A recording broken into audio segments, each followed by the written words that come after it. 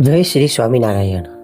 ભગવાનનો ભગત સત્સંગી જે હોય તે બોલતા ચાલતા દેહ મૂકે અથવા કાંઈ બોલ્યા વગર દેહ મૂકે, પરંતુ તે તો ભગવાનના ધામમાં જ જવાના છે।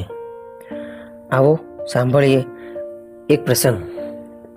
એકવાર ગામ ઝીંઝાવદરમાં અલૈયા ખાચરનો સાથી જેસલો એવા નામે કરીને હતો। તે સાથી માંદો થયો અને બોલ્યા ચાલ્યા વગર દેહ મૂકી દીધો। તે સમયે અલૈયા ખાચર વાગડમાં ગયા હતા, ઘરે તો હતા નહીં।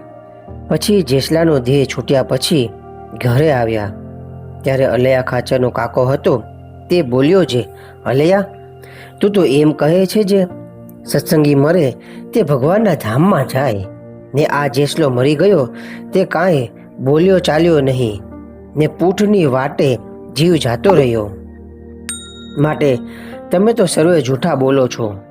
પોતાના કાકાનું એવું વચન સાંભળીને એ અલૈયો રીસ કરીને બોલ્યો છે, અરે કાકા, તું મસાણમાં મારા ભેગો ચાલ, વાર લાગશે તું જેસલાનો દેહ બાળી દેશે।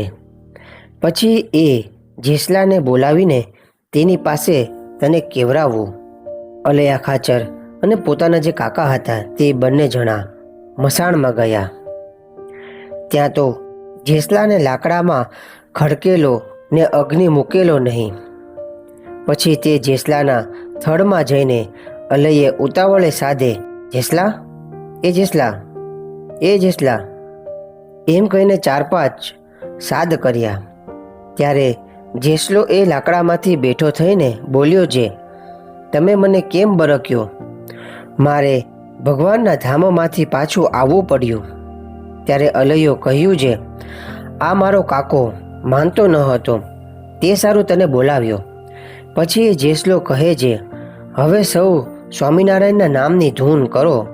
પછી એ સર્વે માણસે ધૂન કરવા માંડી ને જેસલે પણ ધૂન કરવા માંડી। પછી જેસલે દેહ મૂકી દીધો ને અલૈયાના કાકે વાત સાચી જાણી। આવી રીતે ભગવાનનો ભક્ત સત્સંગી હોય તે ગમે તે રીતે દેહ મૂકે, પરંતુ તે તો ભગવાનના અક્ષરધામમાં જ જાય। જય શ્રી સ્વામિનારાયણ।